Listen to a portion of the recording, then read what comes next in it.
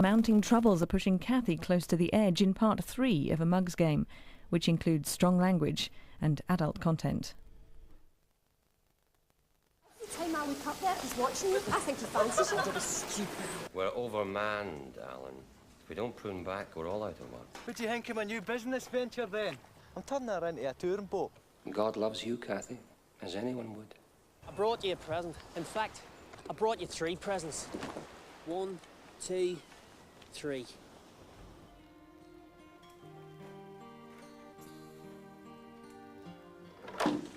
Connor McGann. Hey, God, get down there!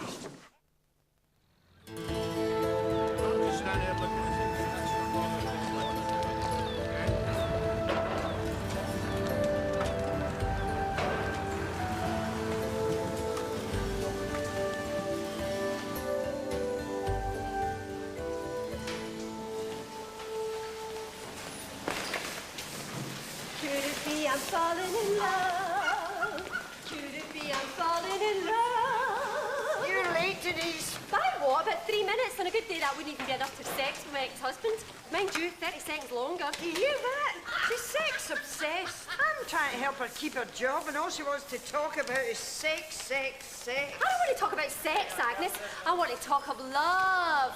Because I'm absolutely, positively head over heels in love. Could it be I'm falling in love? With a fish? No, Agnes. Nobody falls in love with a cold fish. That's how you're still no married. So when did all this happen? About 9:30 last night. That was the moment our eyes first met across that room. He's wonderful, Kathy. Funny, sweet, shy even. He hardly said anything all night. Oh, well, that doesn't surprise me somehow. And those gorgeous brown eyes, like pots of chocolate you just want to smear all over your body. He's taking me out next Friday. Another one of her woodwork class conquests. I don't know how she doesn't just build herself a wooden replica and be done with it. The woodwork class isn't the only place to meet men, Agnes. To paraphrase the Bible, wherever 3 or more eligible men are brought together, there I will be. I went round to Jim Dawson's. He got Bruce, that GMB organiser, down to talk about fighting the redundancies. And Kathy, there was some major heartthrob material there, including Andy the Boatman, who I've always fancied. But I'm afraid after last night, I'm a prisoner of love, and the jailer is Callum Hayes. You're not going out with wee Callum. Well, he's just a boy. After next Friday, Kathy, he'll be a man. Well, I'd keep very quiet about going to that meeting if I was you, Denise. That Jim used to be a shop steward at Ravenscraig. Aye, but he's paid his debt to society, and I, for one, am not going to hold it against him. Just don't expect me to contribute to the whip round when you get the sack. Oh, Agnes, how am I going to survive without that 50 pence? So what were they saying anyway? About the redundancies? What did they say we could do about it? Hell if I know. I left with Callum before they got a chance to call the comrades to arms.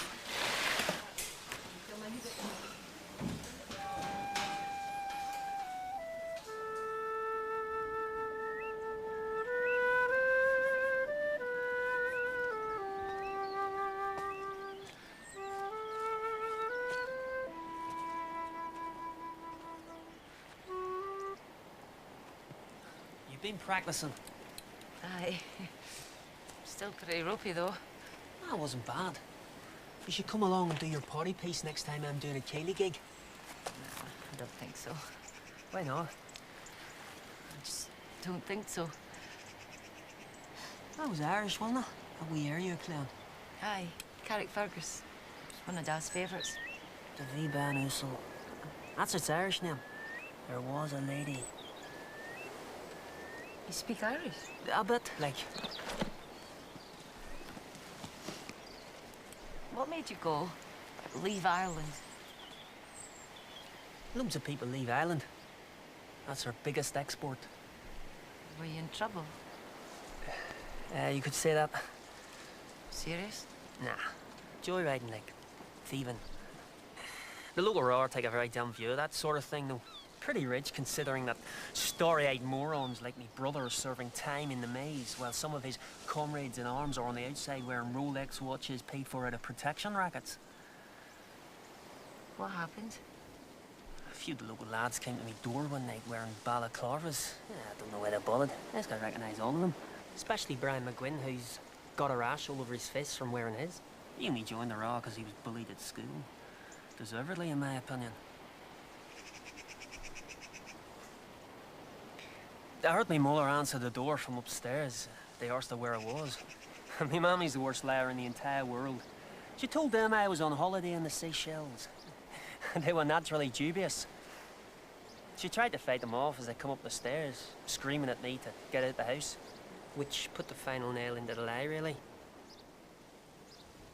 I jumped out the bedroom window, just managing to avoid breaking my legs, which, come to think of it, would have saved everyone a lot of trouble, like.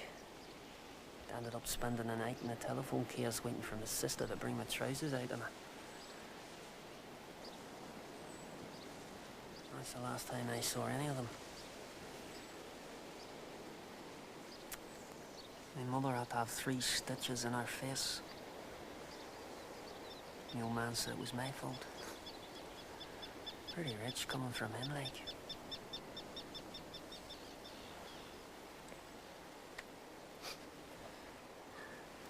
You're not crying for me, are you? Because I'm the last person you should be crying for. No. I'm just crying.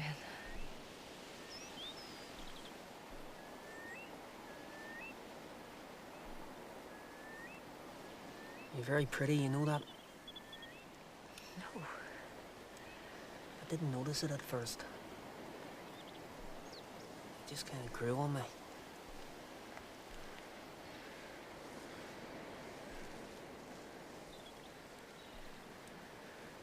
I'd better get back.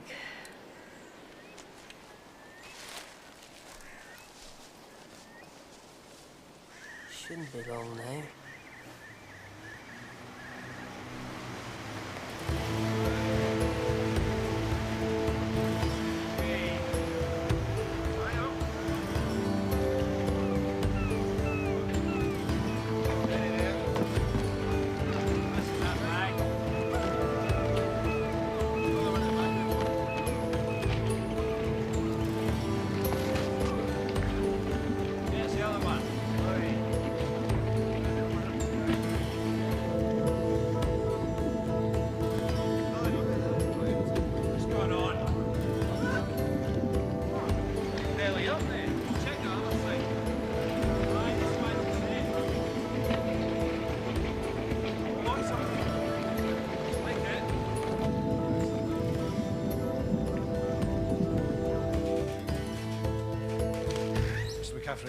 I think we've got a problem.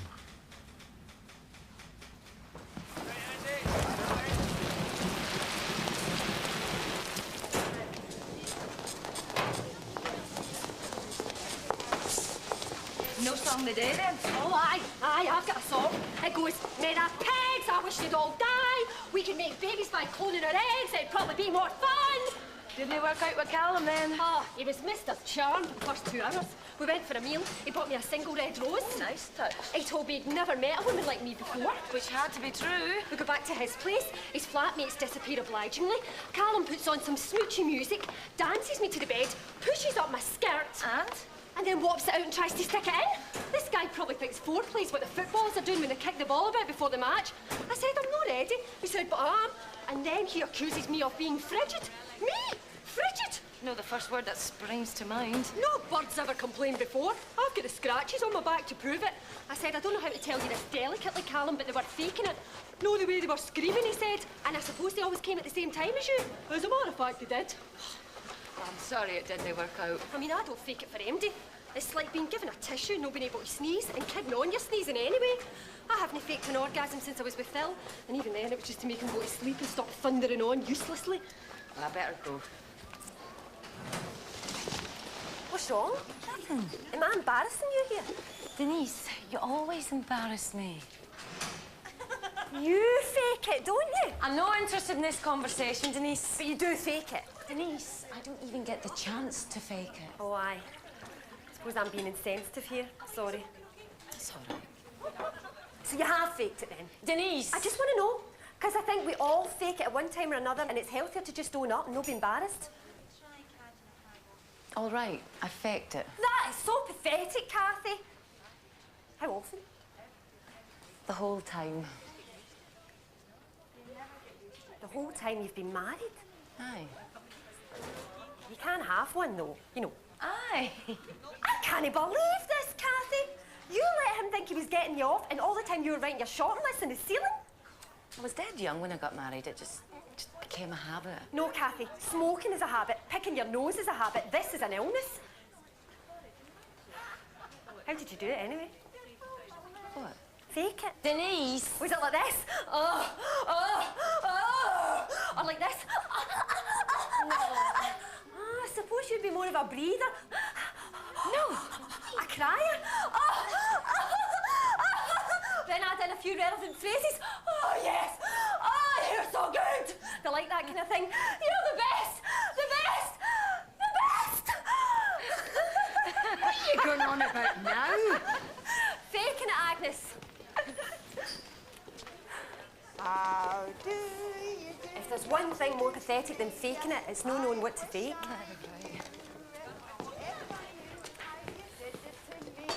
I would do it to you. Where's all the fish? Definite inflammation of the gills. Can you see? Round there. What have we got here? Disease? Possibly. We've done everything by the book. Or some kind of toxic reaction. Caused by? Pollution? Feed contamination? Sabotage? Can't be ruled out. We've taken water samples. There's nothing. Alan, whatever may have been in the water yesterday has been washed by the tide and is halfway to Ireland by now. I won't know any more until I've had a look at the histology. But you won't be able to harvest any more fish until we know what's causing it. But the southern cages aren't affected. Well, we don't know that yet. I'm sorry. Thank you. I want you to lay off all but the core workers.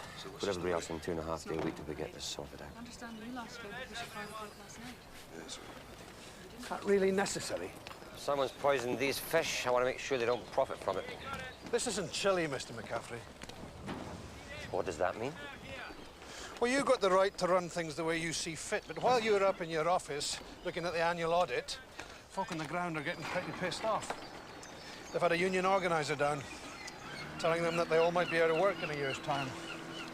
Nobody gave them the time of day before, but they're scared and they're pissed off. And that makes a lethal combination when folk reckon there's nothing to lose.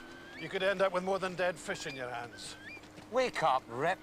It's the 1990s now.